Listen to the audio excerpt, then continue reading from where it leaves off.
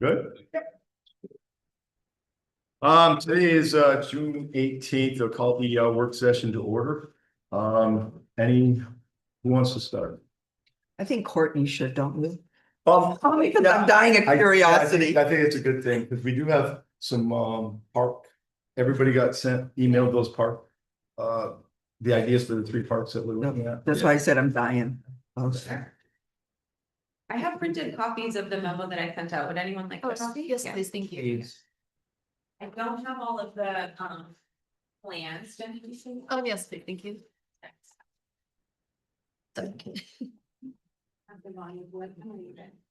yes, please. Thank you.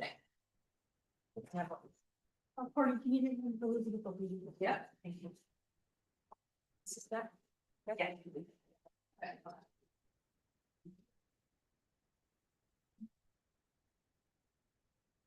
I could just kind of go into it, or if folks have pointed questions, I'm also happy to start on anything that's pressing. I don't want to, no, I don't have time of the ethics tonight, so I don't want to go on. Okay. I'm excited about the closure of phase 1 and the hopeful opening of phase 2 of the Parks Renewal project. And so I won't go, number by number or table by table, but in the memo that I provided, we have sort of a final summary of where we're at with project costs and what we were able to implement with the overall funds that were earmarked for the Parks Renewal project. So table 1 shows that we completed all of these things and came in just over $1.9 million.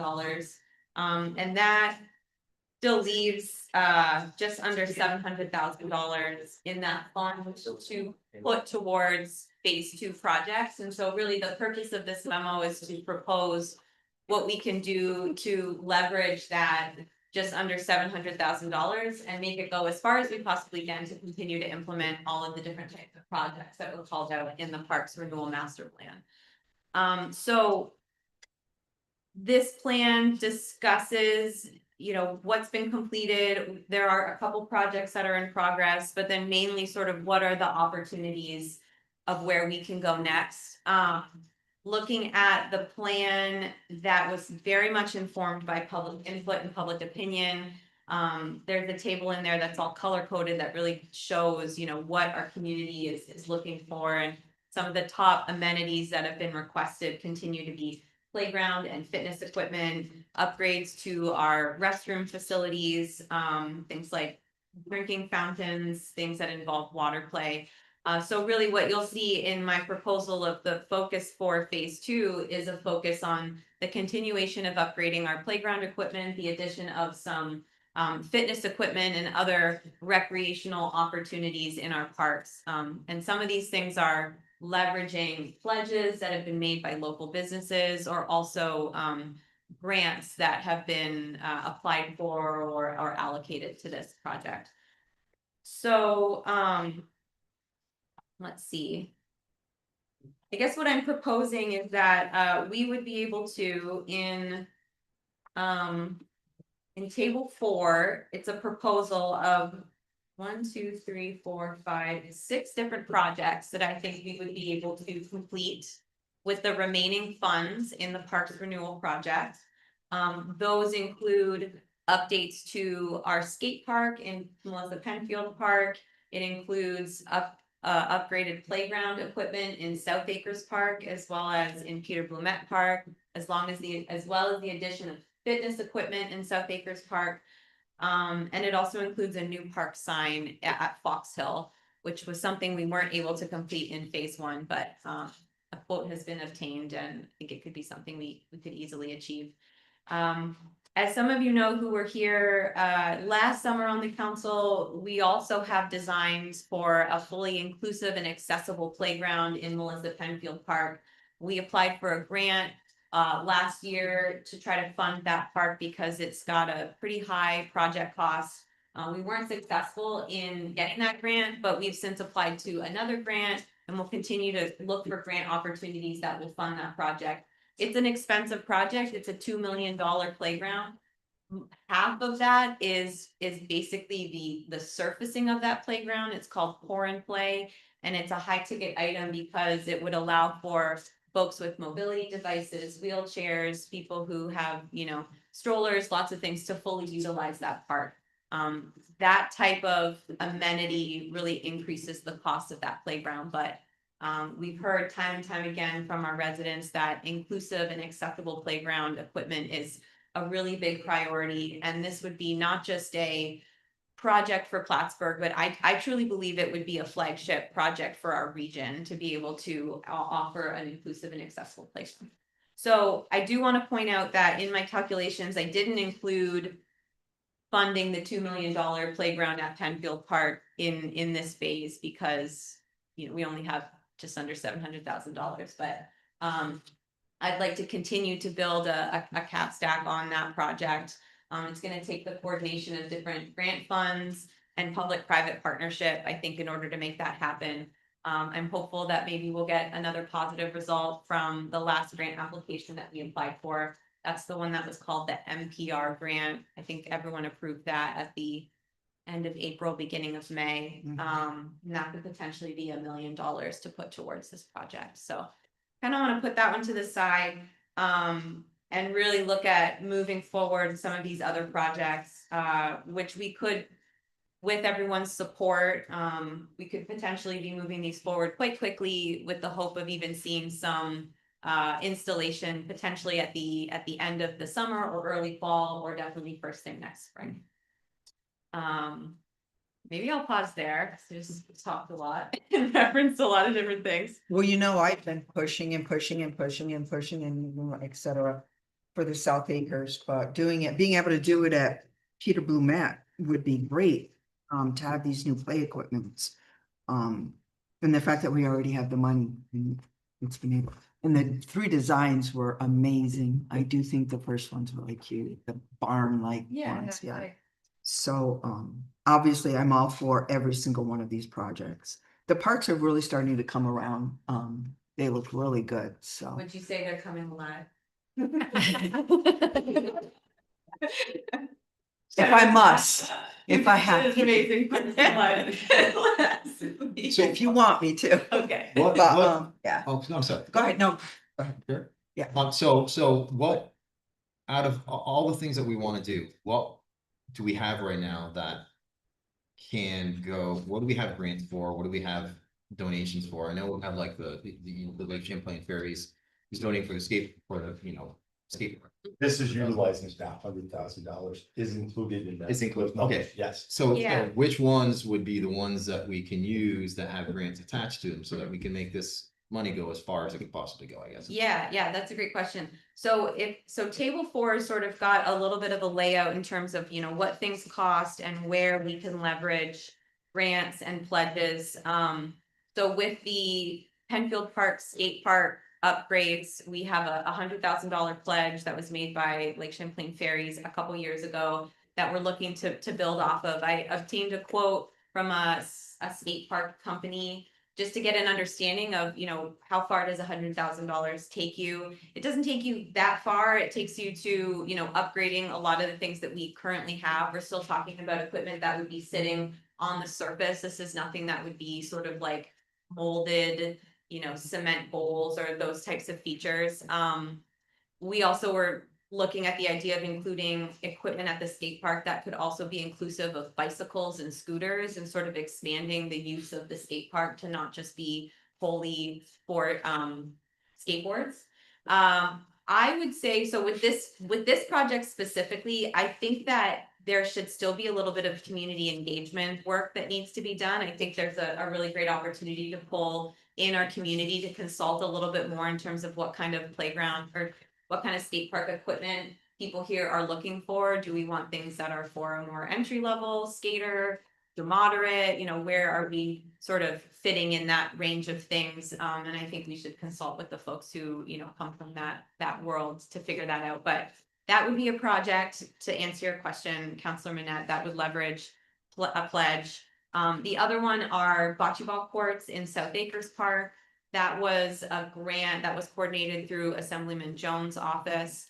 And I believe it's through a program called BRICS. Yes. And that would fully fund the implementation of those bocce ball courts, right now, we're in the application process. We put forward a quote, and filled out all of the paperwork, and now we're waiting to hear back from that office. So that would be a project that's actually 100% funded through a grant that sort of came out of the public engagement and the work of this project. And I know we'll continue to be leveraging those kinds of opportunities as they come in. And correct me if I'm wrong, but Mayor, did Yeah. you, possibly get things, a thumbs up from, Billy Jones, on We're working, possibly, we're working on Okay, more, all right, maybe, so that we're would working on be- getting some additional funds. so, yeah, Councilor Manette, that could be a further Well, funding, we if we also have get the- money. We have the barn to deal with too, and that's quite expensive road. That's not included. That is not included in that. We had no money earmarked for that project. I mean, we had it coming out of the general fund. And the general fund's kind of sacred right now. I would rather not go into this general fund for that. Yeah, I agree. So, if we do get some additional funding from somewhere else, to do one of these park projects, that would give us a lot of money towards that road. Say that again. If we get some money from one of these other sources, that pays for the, Okay. one of the parks. You know, It would free up some money that we could maybe realign that money to go towards those parks. Again, that general fund is very sacred ground, so. I know it says that South Acres is in progress. Are we down the road on it at all or still? Well, we're working on the bocce ball courts and different Okay. things over Yeah. there too, and DPW has made our parks, I don't know how many of you drive around at night, but the parks have been packed this year. I don't know, I mean, it's really cool to see all the kids out and the story about Monty Street School the other day was really amazing, so if you want to go ahead and tell them about that, it means a lot, you know?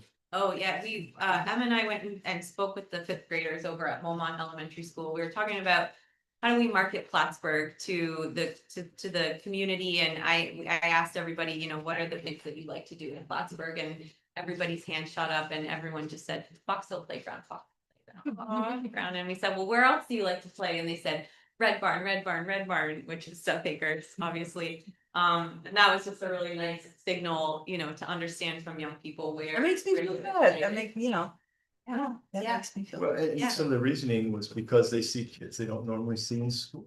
Yep, And then they're to me, seeing that kids was, from, that's so exciting, I mean, to hear that, you know, they're getting out and communicating with others. they see other kids from other parts of the community. I think they find that park equipment.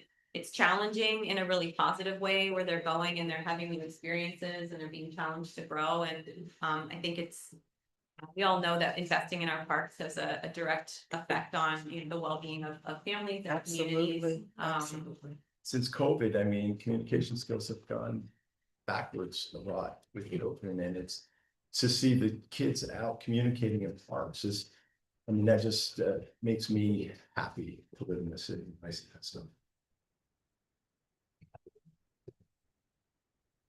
So the pledges that we have so far from certain businesses in the area. I hope they're not gonna take this the wrong way, but are they solid where we can count on them at this point? I hope so. I hope so, Yeah. is not a And solid. pledge- Yeah, pledge is just that, right? Yes. It's a verbal Right. commitment. And so I think, you know, some pledges were made and we're really looking to call in on those right now in order to move some of these projects forward. So yeah, if anything is sort of in hand, I'll denote that separately as, you know, money that is confirmed. But yeah, right now when it's a pledge, it is just something that's been made as a verbal commitment or verbal interest. And having said that, I know I read some of your memo about being able to, can we phase some of the phases?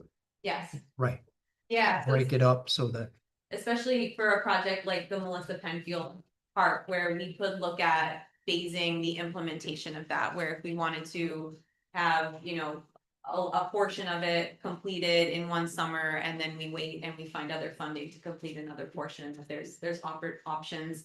And I think the point with that too is just that that's not uncommon for projects of this size in other communities, is to look at phasing it, a playground project of that scale. And as we look at these investments, we also have to, I mean, we have to learn by what happened at the Great Center. I mean, we have to plan for the upkeep. we can't let these go to disarray as we have. It's so important to maintain these things. And as we do, if we do something like a park like at Enfield, this would be a destination park. The city can't afford to continually keep these up. So these sponsorships can't be just a one-time, here's a check. Some of these folks have to stay around. And that's something we have to make sure of too, because we don't want to see this park in 20 years being taken out because of and that's so important to me. We have to continue maintaining what we have.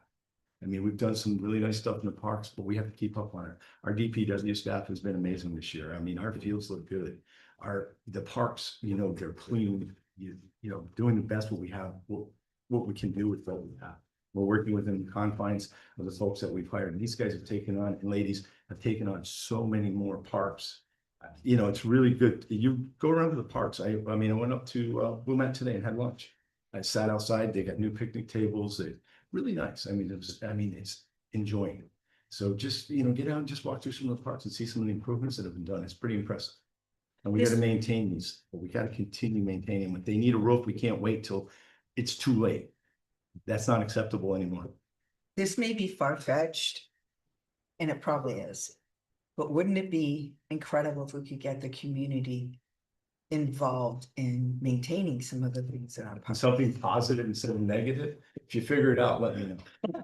Well, I think I'll get that on it. in our comprehensive plan, I think that was something called out as creating sort of a park stewardship program or like Yeah, a friend exactly, club, exactly. where you have groups, just like an Adopt a Highway program, where you have organizations that come out and really support, and they get denoted with signage, and there's a coordination of that. And I think that that's something that we've coordinated through community development and recreation. I think it's definitely something our team would be interested in working on in the future. And, as we hope to grow our capacity and our resources and what we're able to coordinate in the city, I think that would be a nice program to complement these investments. I do. I know it's easy to be a Debbie Downer, but because we have had a little bit of vandalism of late in our parks. But there is good with bad, so we can only hope that the good will outweigh what's going on with the bad. We've addressed that in a number of ways. So, we haven't had team right now. The Little League folks, we talked to the Little League, they're watching for us too. All the parents are looking for us. This isn't just a one facet thing. The public has to help us with these parks too, because we do. And I think it's really coming together nice. We haven't had those. We've had a couple. Let's face it, we've had a few, but. Yeah. I think that, so there's no decisions tonight in terms of things that are on the agenda. If folks have feedback, I'm more than happy to hear that, whether that's tonight or if you wanted to follow up with me over email. I think if we feel like this is, we like the direction that this is going, what I would do next is I would take the concepts for those different playground designs, and I would follow the same process that we did with Fox Hill, which is that we put those up on our public engagement website called My City Plattsburgh, and we would invite the public to come and comment on what they like. They can vote for, the designs that they like, and we're able to then take that feedback and fine tune some things within, the budget of the parks. And then we're really able to say, the community, got behind this specific design, and, we were addressing their needs. So that's what I would do next. And then from there, we'd be able to finalize what the actual purchase price would be for the playgrounds. And then that's when I would bring a resolution to council to award those contracts, and we'd be able to move those forward. Can't you do that now? Can't we just say, okay, yeah, go ahead and put them on the website right now? Am I excited to get this started? Yes. I'm impatient, but I don't think it's a problem advertising and getting public input. Yeah, no, we can, Never a yeah, bad that's fine to move forward. and then- if that's Never a allowed. bad Yeah, thing. the next decision will be, putting the Bring it out resolution to- together for the, yeah, Collecting the information and coming back and then making a resolution of which one. to which, yeah. But it's never a bad thing letting the public know. Yeah, no, I'm happy That's to always move that. Yeah. Forward you. and keep. So, yeah. Not my park. Courtney, in Yeah. regards to the drinking fountains and bottle fill stations, perhaps maybe I'm contacting the Clinton County Health Department. They might be able to look into that because they've been doing things in different municipalities' parks, so I could put you in touch with somebody. Yeah, I would appreciate that. Thank you. Public doesn't just love what we've done with the parks and our events, they love it. And so if we could put the 5 or 10 million into doing all this over the next 5 years, that would be fantastic. You find that money. Yeah, that's, Well, I think we'll keep moving forward with the strategy of, we leverage, we have a plan, we have this master plan. That's what really allows us to be well positioned for grant opportunities. And when we can demonstrate that we have other entities that are bought into these things, like the support of Assemblyman Jones' office or of a local business, that does create other businesses the incentive to join in, or other entities. And so I think that hopefully we'll continue this process of leveraging both public and private partnerships, state, funding to really maximize this plan. It's not going to be funded both solely through the city's general fund. My department will continue to look for ways to find funding to offset these costs, and it'll just take a phased approach over time.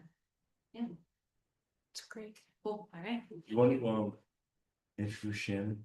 She came all the way down here and you can tell her. Yeah. Hello, here's my office. Well, Shannon. Listen, when our great partners are up in the county, no, I'm very happy to have Shannon there here tonight. Yeah. So I don't want to steal your thunder, but Shannon has exciting updates Yeah. around increasing accessibility, I think, to our city beach. Yes, I mean, and this is something that we've been, it's been thrown around kind of a few times, but we've actually, been able to find some time, because it's on our Champlain Rouse's Point route. I had to bring you all sorts of stuff because we got random things going on, thanks to some construction on Lime Mountain, so, yes. So essentially, we are proposing, and I have finalized the permissions with New York State DOT to add a seasonal stop to our Champlain Rouse's Point route. So currently right now, this is the schedule for Champlain Rouse's Point, is in a little temporary brochure. Because we had to make some kind of last minute changes due to some construction in other parts of the county. So we added an extra run to the Champlain Rouse's Point. So right now, we are looking to add, basically, we would be essentially removing the request stop at Cumberland 12, since nobody utilizes it, and putting a stop between the Clinton County Government Center stop and the Mount Martin Mobile Station stop on Route 9. So starting at the 10 o'clock run, there would be an additional stop out of the city beach for the summer months. So we can start that pretty soon. I would say like probably beginning of July, just because we have to do some updates with our schedule and everything, get all of that information out there. And as long as it performs decently well, I'm looking to make it a permanent and seasonal stop.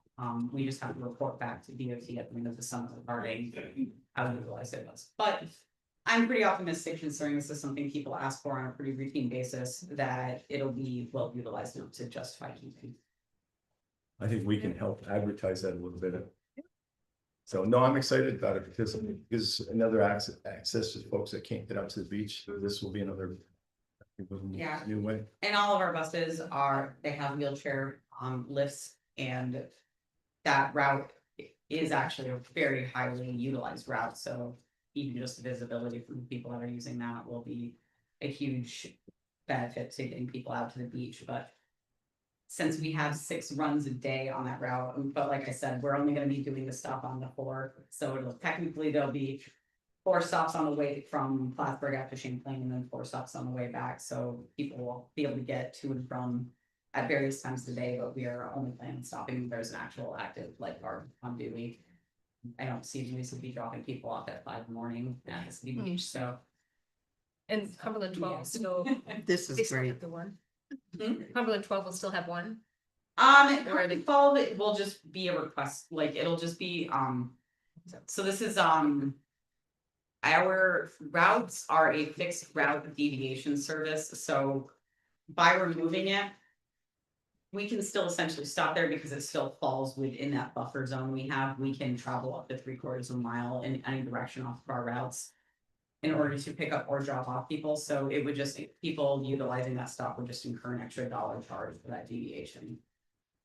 Which, like I said, since nobody's really utilizing it. I feel very comfortable removing it and just charging people for the deviation fee. And the Mountain Mart's pretty close. Yeah, Did I see Clinton Community College on here? Is that- Clinton Community College is one of our stops on the Keyville Osage Route. Oh, that, okay. Yeah, This that is- will. this is That's gonna great. change, though. This is great. Not necessarily, because they are planning on keeping, the Manufacturing Institute and a couple of other. Was it the Manufacturing Institute and then something else? Will remain to be up there as part of Clinton Community College, so even though we don't have a ton of ridership that utilizes that, we're gonna keep it on there just for the people that are using it to get out to those services. And those certificate programs are pretty popular, so I don't necessarily wanna cut off the transportation available to Clinton Community. I mean, this is gonna age me something serious, but I think years ago, there was a bus that went to the beach and then all of a sudden it stopped. I mean, it's, I'm old, so it's been a long time, but I'm pretty sure there was something that, I don't even remember exactly what. So just the fact that it's, we're gonna do this again is I great. definitely can't can't say You remember? Okay. That would have predated my time with Uh, the. yeah. Well, I've only been with the planning department for 5 years, so it's not like I've been there forever. So, yeah, unfortunately, It seems decisions. like I remember something. Yeah. I think they used to school bus or, so I don't remember, but I yeah. wonder if that was our service. So this is good that this is coming back around. I think it used to go to the ferry. My boyfriend used to have to take it when his car was being fixed. Yeah. Thank you. All right. Appreciate it. Appreciate it. Thanks, Jen. Thank you. Any other questions about tonight's agenda? No, I asked the one question about whether that contract was No. negotiated, it was. The spyglass? Yeah. Yeah, that's just a review of the costs, right? Well, it's a commitment. I don't know who set up Spyglass? Is that Richard? No, that's Casey, I believe, does Spyglass, right, Richard? Yeah. Casey does it.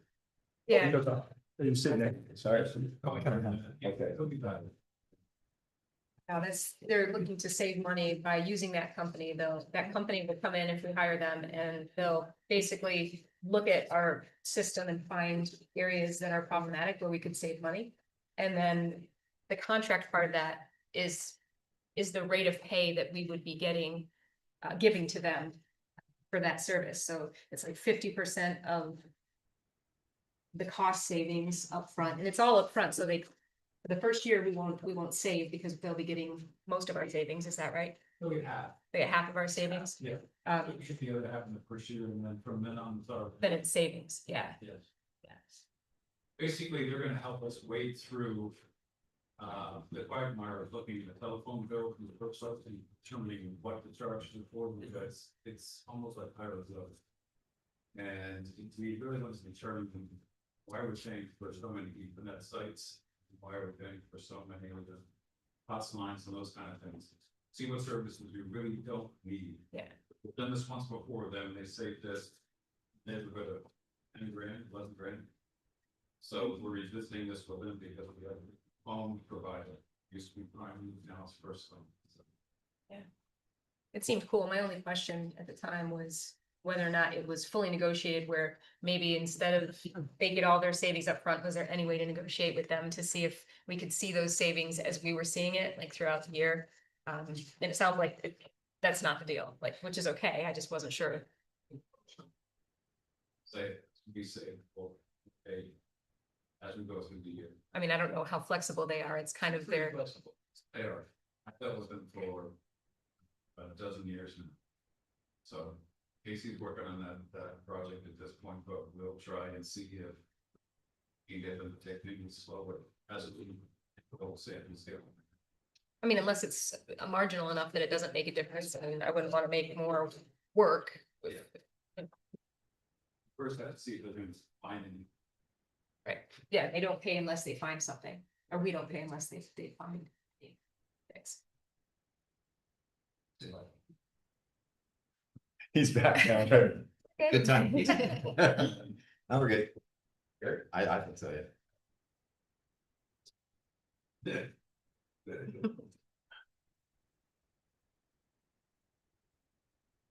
Any other questions? Wow, pin drop. Right? I heard a pin drop. No, any other questions? I got nothing. Nothing. I don't. Jen, you good? I think we're good with the date change for the meeting. Are you? Good with the Queen's Shop renewal. 4.135% lower, 2 years, 6 rate. Yep, Actually came in less. I know, it never happens. Never happens, right? Yeah, it's not something that goes down. Yeah. No. And it's It's our experience with, and it's all exactly safe, working safer. Which is a big deal for them. And our experience rate should be even more next year because some of the higher years of costs are going to drop off the comparison table. You know, for this year's last table, we have a 3-year average. So the higher years in the classroom are dropping these years, we can say. So, Shout out to Emma. That was an awesome Parks Alive. I mean, I was only there for like just over an hour. Unbelievable. Absolutely incredible. For the first one, I can't wait for the rest of them. It was awesome. Awesome. That was cool. It was fun to see all the vendors. I was surprised to see how many. It's good. Chief Trombley, do you have any updates? I mean, from the last time you stood up and probably not. It's only been 2 weeks. I'm gonna keep calling you out till you got something new. Nothing, earth shattering, so we're on projects, I guess. No. I was gonna ask you, I figured I would but just give you a little bit. But you know what I was gonna ask, Dave. Or is that right? How can I answer you? It's a question, sir. I wanna know if you got any updates, anything that's come up with that, any avenues that you found to help with the problem of overtime in Yep. itself? So we're constantly evaluating the weekly, looking at this, constantly evaluating. The academy is in full swing. So our officers with other officers within the zone 9 area are helping instruct, but our officers do take the brunt of that. So we're constantly augmenting shifts, trying to make sure that we're covering what we can cover instructional wise, and then making sure that we're maintaining the overtime under wraps. The other piece is that last year we had one officer that serves in different ways, right? He's in arms on forces. We now have 3 that came out of the academy last year, so we have 4 and they're all in one shift.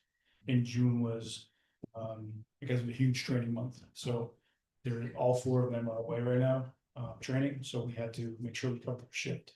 So we're gonna see that overtime peak a little bit. Right. We're still trending in the positive, though ever so slightly. July is a huge month overtime wise because of city events. Last year, I believe we had the uptick was, for just the 4th was approximately $3,800 just in that event alone. The next highest was the eclipse, obviously is not going to occur, but the battle platform was the next highest, almost 2,000. It's the duration of time and the events that cause that coverage. So is there any way, like you have what, 4 officers that were with training with the National Guard or whatever it is that they're doing? Is there a way to stagger that? So we're bound by the CBA, the contract. So once they bid a shift, they're locked into Oh, that shift. I see. So For a year? for a year, we bid annually. I see. I wish we could, again, thank you for their service, but I wish we could augment it somehow, but we can't, we just have to. Right, I got you. Answer to it. Body on cameras, What's that? body on cameras. Yes, okay. I'll help you. We are on a slight delay. We requested an MOU that has been returned to us. Okay, good. Provided to us, I should say. We're looking at that now. It's not a necessary thing, but it is an agreement. The policy that I have, and I can supply it if you'd like. Yes, The policy that I have is a comprehensive policy. It does look at both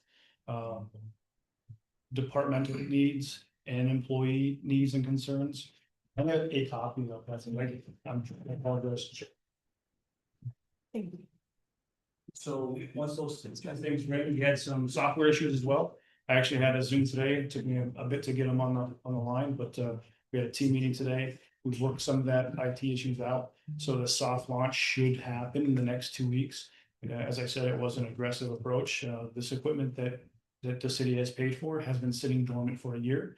It needs to be utilized. It's been paid for. Now, has there been any updating or any thought put to, when, footage is requested by the public? How is that? What's the policy for that? Yep, so it's built inside that policy. Okay. It's all based on the retention times that New York State has provided. The hard lift to that, sir, is that redaction. So Right. we have redaction software. There is some AI built into it, so it should speed some of the task up, but it is going to be a heavy lift.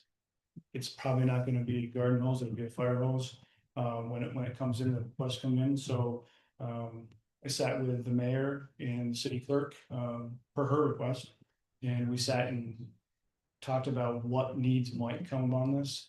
And with the foil in itself on top of the body worn cameras, which is foil or Right. FOIA, sorry. The lift is going to be extreme, probably a person, right? So probably a dedicated employee. And that's why we're moving forward with a request to maybe change that. I remember when it came up on the floor, you weren't here. Who was here? You might have been here. Yeah, you had to have been, 'cause you, yeah.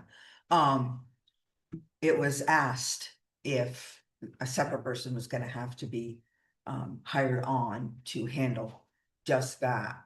Cause that was one of the major concerns, obviously, with our budget. If that, how much impact that was gonna make. And I know you're not going to know that, but I do remember that coming up. So that is this, it's a definite need. It's hard to predict, and if you imagine a video or, right, we're watching a video of street interaction engagement. And the people walking behind don't need to be in that video, so the redaction has to be that precise. AI is helping, and as we move through this, if the software gets updated constantly, so maybe AI technology helps more, but right now it's hard to really predict how many employee hours are going to be dedicated to this. And at one time, the city police did do their own FOIL request and it got changed a few years back. And now, I know there's some people, for some reason think there's a conspiracy behind this. It's no conspiracy. I mean, it's just it's a giant lift for the clerk's office to do. And Sylvia just, I said, she does not physically have the time. She's not gonna be able to do that and Yeah, maintain her duties. I mean, there's no great conspiracy behind it. I hate to disappoint people, but this is something we have to do. And we had somebody leave the police department and we're actually working with getting that position, the job title to work with this. So it was kind of, we had to replace the person, we realigned the position, some stuff down there. So it's gonna work out in our favor and we're not gonna need another person. We're gonna utilize what we have. So with the onboarding of, or I'm sorry, creation of some of these positions, the promotions, we sat down as a team, we took what tasks necessary need to be done, and proper planning is one of them, to move forward. And we doled them all out, and then what was the remaining piece of that is this records, which we'll do, with oversight of the captain of police, will oversee as it has been in the past. Cool. That's all I got. Could we get an overall cost of the program, maybe? And compare it to, say, other municipalities? Well, other municipalities do this the same way. Their police department do their own. No, I understand. So, I just- but which cost you want? hiring a person on. Well, the person's gonna have other duties too. It's not gonna be a Right. full-time job. We hope. Thank you. Right, just So- the overall cost of the Okay. equipment and, you know, you have storage, you A have. lot of the right? equipment was bought with the grant, I believe. Or- I think it was They're still- proposed to be purchased by a grant before we've learned that that was purchased by the city. Okay. Which is why my push is to get this equipment out there and paid for, and technology atrophies if you're not using it. But to answer your question, Counselor, it's really hard to predict. I do know that you can charge for FOIA based on employee hours. I think that as we move forward, documenting that and the data collection of that is important. So we'll have a better idea, maybe if we do a snapshot at 12 months. As for the FOIA and the police department, every other agency does it. They do their own FOIA. More so with like cameras. I'm good, thank you. Thank you, Councilman. Thank you. Thank you. I'd like to make a motion to enter an executive session to discuss the Corning Street project and potential litigation on another matter. By Councilor Bond, second, Councilor Manette, roll call. Councilor Vaughn, Yes. Councilor Evans, Yes. Councilor Talon, Yes. Councilor Manette, Yes. Councilor Colleen. Yes. Thank you.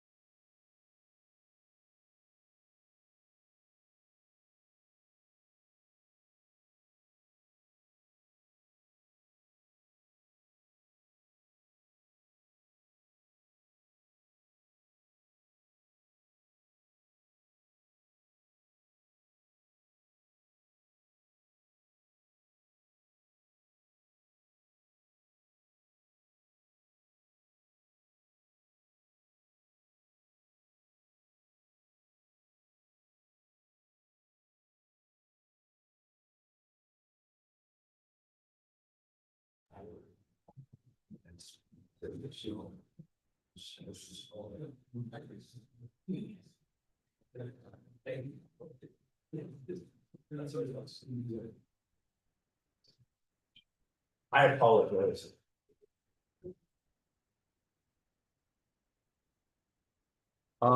Motion to come out of executive session.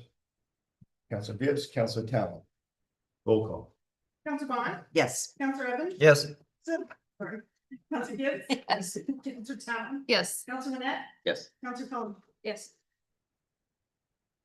Okay, we'll end the session and reopen with June 8th, the common council meeting is rise and move the pledge of allegiance.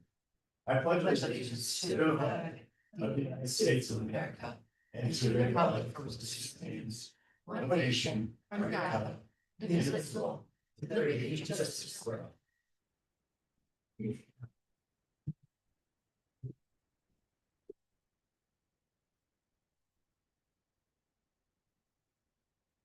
Mayor Hughes, Here. Counselor Bond, Here. Counselor Evans, Here. Counselor Gibbs. Here. Counselor Talon. Here. Counselor Manette. Here. Counselor Colleen. Here.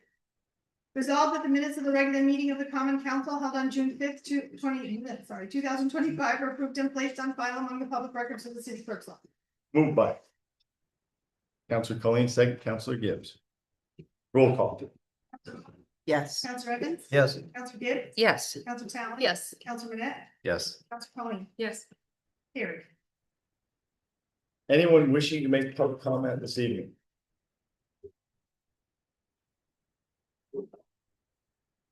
I'll be quick, I'm just here on a follow-up mission. So about a month ago, I came in talking about the senior exemption. Sorry. Oh, I'm sorry, Cindy Snow, Third Street, Plattsburgh, New York. I came in talking about the senior exemption, which I'm very passionate about. Not only because I'm becoming a senior, but also because I live in Ward 2. We've talked about lots of times that Ward is a ward in the city. And I know a lot of my neighbors, I've been there almost 40 years now. So just for people that are unaware of what the senior exemption is, it allows a 50% reduction in the property tax. We are not talking about the star exemption, we are talking about the property tax exemption. So the property tax exemption rules in New York State allow up to $50,000 of someone's income to be exempt. In Plattsburgh, we are only at $26,000 of income to be exempt. And it has not changed since 2006. There has been no cost of living adjustment. And just because I'm a math nerd, you guys know, I did the COLA from 2006 rolled forward to today, and it came up to an exemption value of 47,000. Which would still be under what the state allows. Then also the state allows like a prorated exemption up to 58,000. So in other words, you would get 50% at 50,000 and 5% at 58,000. So I'm here again to plug for that because I really want to see our seniors age in place. And what I've heard from many, and I work in law practice where I do a lot of bankruptcies and a lot of foreclosures, is people are really struggling because, as you know, things cost more. One of the biggest cost factors in people's home ownership now is insurance cost and also our taxes. So while assessments don't tell the full story of how much people pay, because, you know, if we had a 15% exemption, assessment increase, and we have a 15% tax rate decrease, people are net. But that's not really what's happening in Plattsburgh, and it hasn't been happening in Plattsburgh in years and years and years. Usually there's a deviation of between 5 and 10% between the assessment increases that have been going on in the last few years and the tax rate decrease. So net, they still are increasing for our folks. So I really like to again propose that to you all to think about this. I'm not saying raise the $50,000 tomorrow, but I think $26,000 is far too low.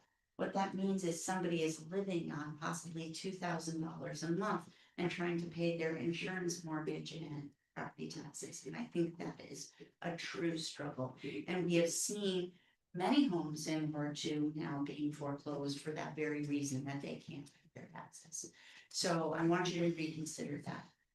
The second thing is I want to bring to your attention again. It appears that since the city has outsourced the city assessments to the county, there has been, from my data research, a little bit of a problem in that properties with a property class code starting with 2, which is our residential properties, have been assessed year after year after year after year. Where properties with property classes starting with 4, which are our commercial properties, our student housing, our apartment buildings, our row buildings on Margaret Street, our little shopping center buildings, have not been assessed as often as residential properties. What does that look like? So I did a big data dump in 2011. That's as far as the data is available. Until 2018. None of the, I'm sorry, 2011 until 2018, those 400 property class codes had not been reassessed. Since they were reassessed in 2018, and now they have not been reassessed again.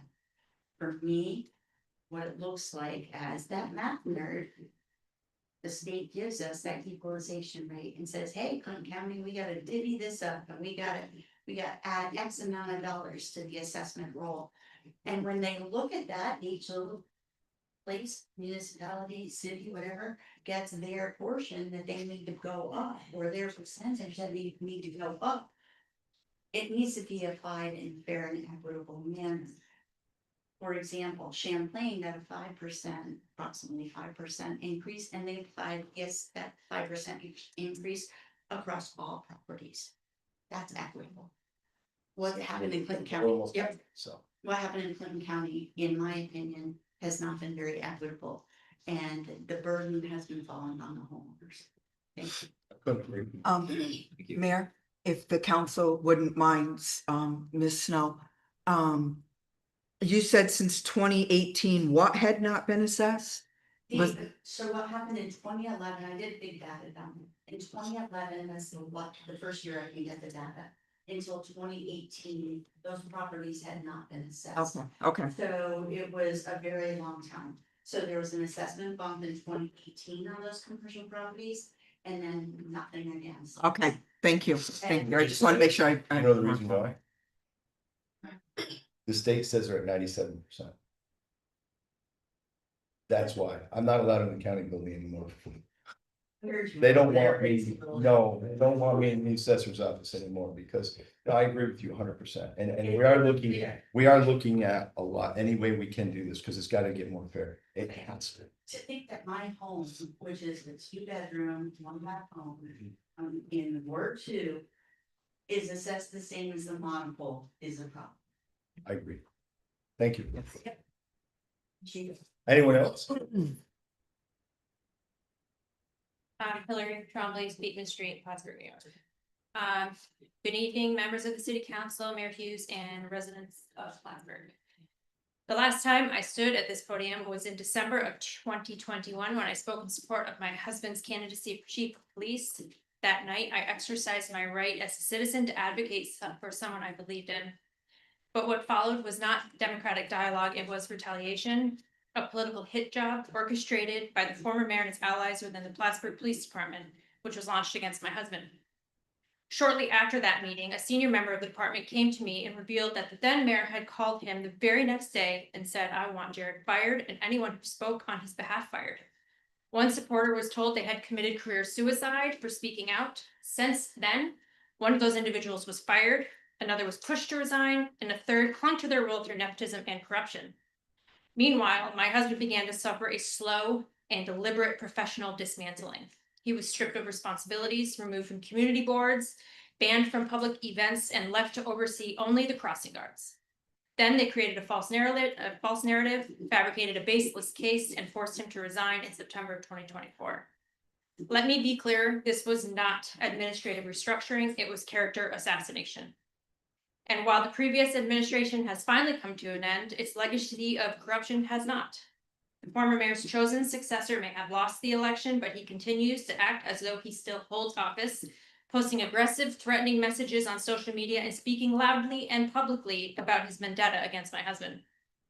How has that behavior gone unchecked? Where's the media? Where's the accountability? Since 2021, my family has endured harassment, threats, and constant fear. We've been followed. They've been harassed while they're away at college. Even in family court, some individuals have misused their positions to interfere in my husband's personal legal matters. We live in fear so much that we do not let our pet outside without supervision. We've told our children to stay off social media. We've had to prepare them for the worst because we've seen firsthand how far these people are willing to go. But tonight I'm telling you, no more. We've remained silent for too long. We've absorbed every blow, every lie, every whispered murmur, but it ends now. We will not be bullied into silence any longer. Has my husband's record been flawless? No. He's human, but has he ever brought costly lawsuits to the city? No. Every so-called open case was investigated, charges were filed, and victims saw justice. No victims have come forward with unresolved grievances because they don't exist. That truth simply doesn't fit the narrative his aggressors want you to believe. This campaign of destruction has nothing to do with justice or public service. It is rooted in bitterness, ego, and power. To those fixated on tearing my husband down, is this really how you want to spend your energy? Is this what public service means to you? Harassing a family, stalking a man's every move, trying to dismantle a marriage, and traumatize children. As a mother, a wife, and a member of this community, I ask you to step back, look in the mirror, ask yourselves what this vendetta has actually accomplished besides pain. The media has failed us too. If it bleeds, it reads, they say, and the lies told about my husband made for better headlines than the truth. But those lies have consequences. They've hurt 4 innocent children, they've hurt an entire family, and they've undermined the integrity of this city. We are not perfect, but we are not who you say we are. Tonight I stand here not just for my husband, but for truth, for justice. For every family who's ever been quietly crushed by systems that were supposed to protect them. We're not asking for special treatment, we're demanding equal treatment. I ask that when the report is presented and available, you do release the results. We are not hiding anything, and we support the request to release them. In the meantime, stop the harassment, stop the lies. Let my husband live his life, let our 4 children grow up in peace, and let this city finally begin to move forward and heal. We've had enough. Thank you.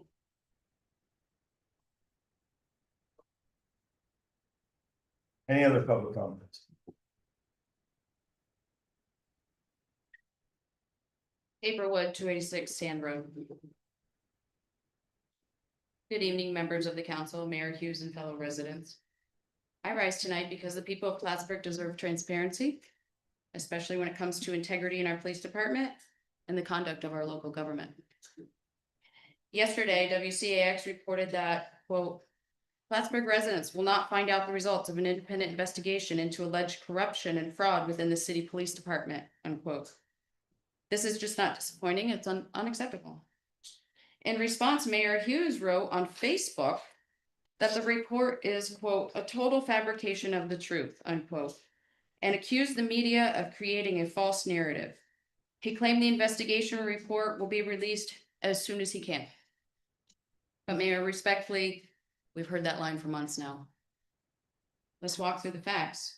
An investigation into serious allegations within the Plattsburgh Police Department was reportedly conducted by M.M. Rusin. The work began in February and according to a single source, was completed by the end of April. Yet here we are in mid-June with no report available to the public, no FOIL responsive documents, and no trace of any city payment to the investigative firm. I've combed through the city's payment records. There's no evidence of any invoice, payment, or reimbursement to M.M. Rusin. That raises an obvious and deeply troubling question. If the city didn't pay for it, who did? And if someone else funded it, what influence might that person or group have over its release or its contents? There's only a few possibilities. Either one, the city paid and is concealing the record. Two, the city hasn't paid for services rendered back in April, which would reflect serious fiduciary mismanagement. Or three, a private individual or group paid for it, perhaps to avoid making the findings public under FOIL. All of these scenarios are alarming and the public deserves clarity. We can't continue to rely on social media comments in place of a formal factual disclosure. A Facebook post isn't transparency. And this isn't the only concern. Chief Trombley was promoted to his current role after previously signing a settlement agreement in September of 2024 that limited his return to the department to the rank of lieutenant. But the day before his promotion, that settlement agreement was amended by the mayor to allow him to be appointed to any rank he's qualified for. That amendment wasn't voted on by the council. It wasn't announced. It was done quietly behind closed doors. Now tonight, the council is considering a proposal to amend the city charter so that the city clerk is no longer responsible for managing police department records. Let's not pretend that timing is a coincidence.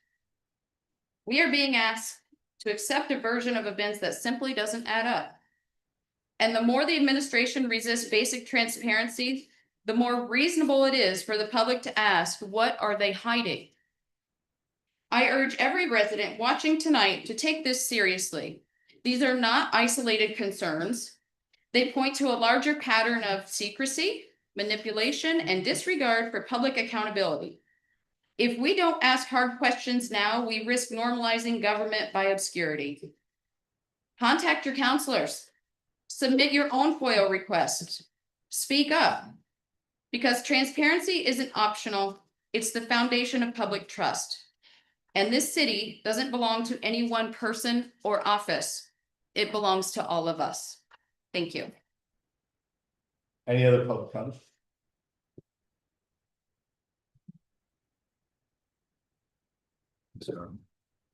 Yeah, I'm ready.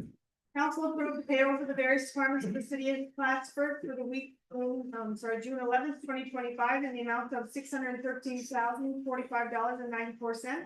The council approved the bills allotted by the common council for the weeks ending June 13th, 2025, in the amount of $1,983,395.60, and June 20th, 2025, in the amount of $446,130.44. Any liaison reports this evening? The library, nothing. The climate task force. Yeah, so, we're gonna, take a little time off from meetings this summer, but, they are representing at the Parks Come Alive events. They were just at, the Fox Hill one. They will be at the Melissa Penfield one on July 10th. And, in July, they're hoping to have the organics management, resolution ready. So, Counselor Gibbs, as this is kind of your baby and everything, I want to make sure you knew that on July 17th, we're hoping to be able to have that ready to vote on. That's it. No other reports.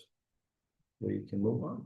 Item 7.144, mayor appointments, zoning board of appeals. Moved by Councilor Gibbs, second. Councilor Evans. Roll call.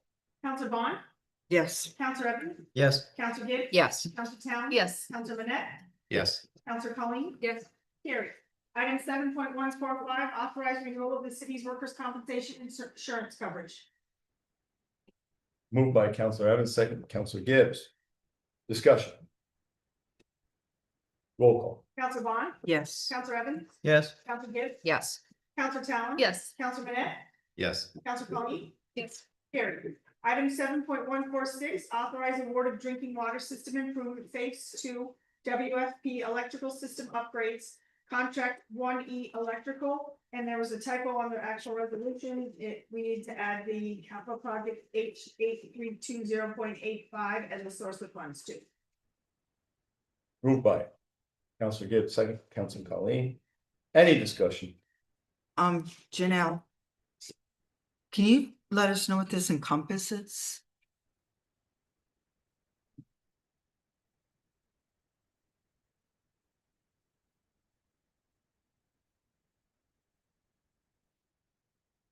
So the electrical portion of this project is electric systems that are specific to the water filtration plant and their aging infrastructure.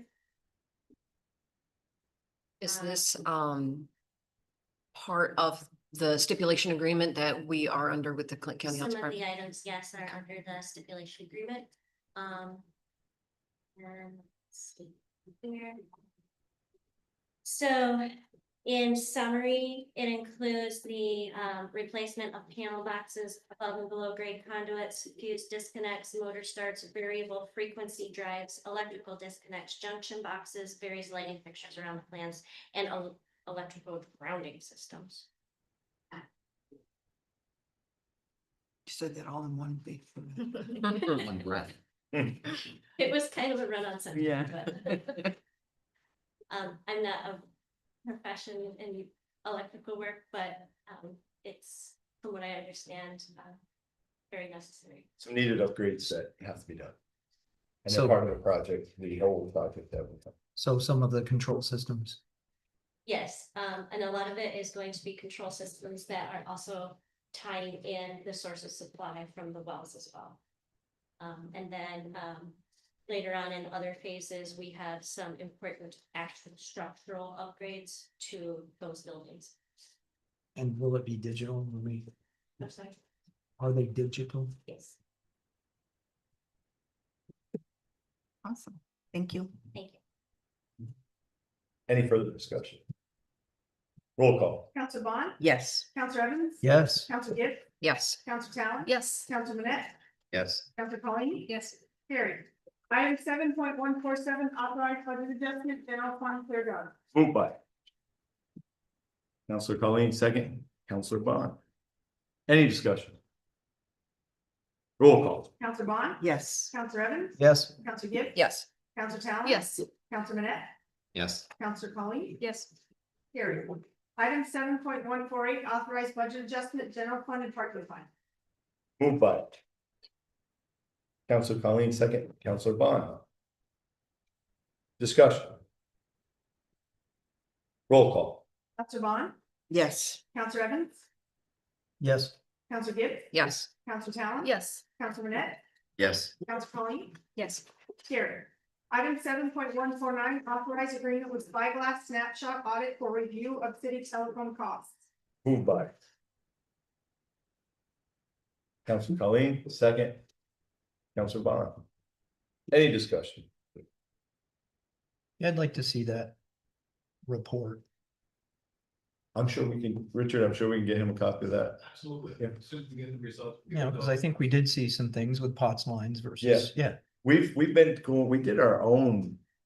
And we saved quite a bit of money, and I think there's more to be saved. I mean. Right. And this is the second time we've done this on let's say, a local basis through the city's telephone systems. It's a Spyglass. Or we say, I think, between 10,000-11,000 annually. Yeah. Items that just weren't necessary and we're being overcharged about them. So as soon as we get the report, we'll get it to you.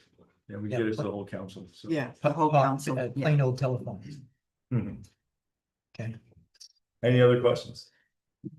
Roll call. Counselor Bond, Yes. Counselor Evans, Yes. Counselor Gibb, Yes. Counselor Talon. Yes. Counselor Manette, Yes. Counselor Colleen. Yes. Carried. Item 7.150, approved July 3rd, 2025, common council meeting date change to July 2nd, 2025. Moved by Counselor Talon, second, Counselor Gibbs. Any discussion? I just want to say thank you. It's all about that. Makes for a long weekend. Makes for a long. So anyways. Thank you, Beth. Any other discussions? Roll call. Counselor Bond. Yes. Counselor Evans, Yes. Counselor Gibb, Yes. Counselor Talon. Yes. Counselor Manette, Yes. Counselor Colleen. Yes. Carried. Item 7.151, introduction of local law 2-2/2025, a local law amending section 401, item B6 as the city's act as city's freedom of information law officer for all records other than police. Mayor. I do, we're gonna pass out a copy of the local law. Moved by, it's being brought forward by me, and it will be setting the public hearing date Wednesday, July 2nd at 5:30 PM. Thank you.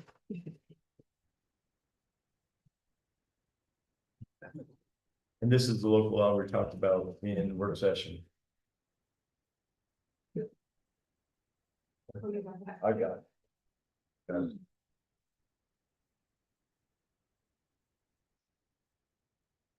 Like the, add the following resolution under new business. It's a resolution to approve an application for intersections of safety audit through the SS4A program. Beth Gillis got from, the director of Lake Shane Plain Lake George Regional Planning Board found this grant opportunity is due next week. I apologize, and what it is, we talked about it in the work session, it's gonna address the 15 most dangerous intersections. And get us, it's a, I think it's an 80-20, it's a 143. And they pay 143, we pay 20. And whether we get it or not, I don't know, but this is to get us, she apologizes for the late. This somehow, I don't know how it came up this late, but I think it's important we look at these intersections in the city of Plattsburgh. And getting people, and I mean, it's a safety issue for mobility challenge. It's not just automobiles, it's pedestrians as well. So, You want me to read the resolution? do you want to read we have to read the whole resolution? Yeah, it wasn't for. You want me to read it? Oh, I hate them. Okay. Whereas the city of Plattsburgh has identified a need to assess 15 priority and high-risk intersections to identify road safety issues.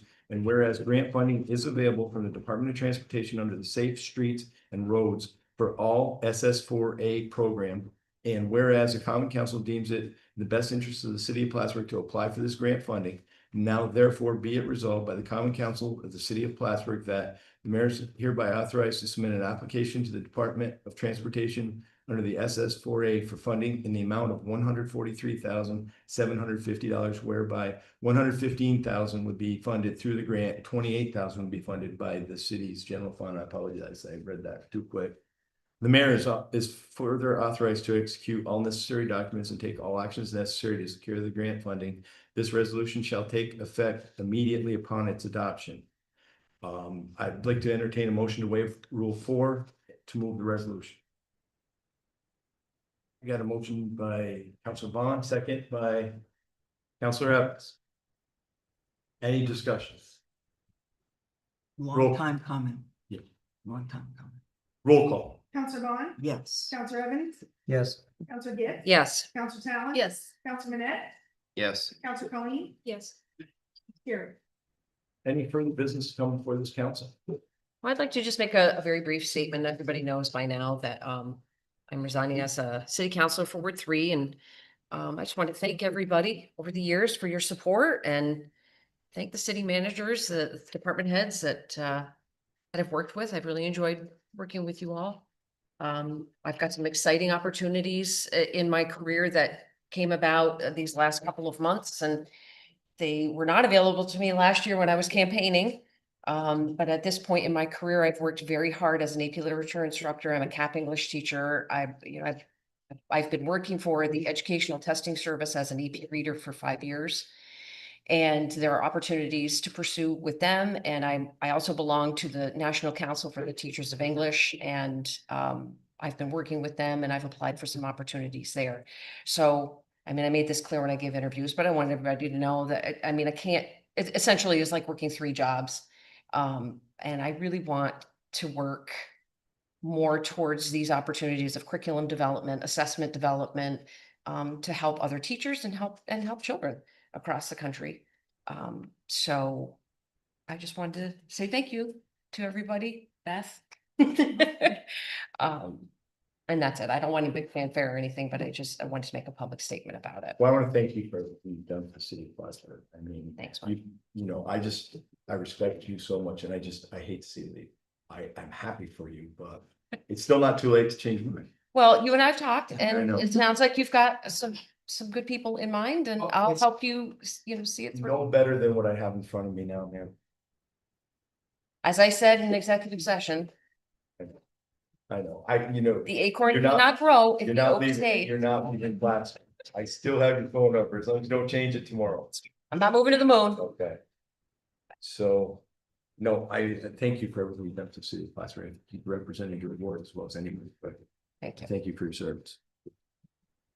Any other business? Take a motion to adjourn.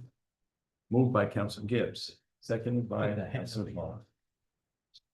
What's that? All in favor? Twice. Aye. Aye. Opposed? Very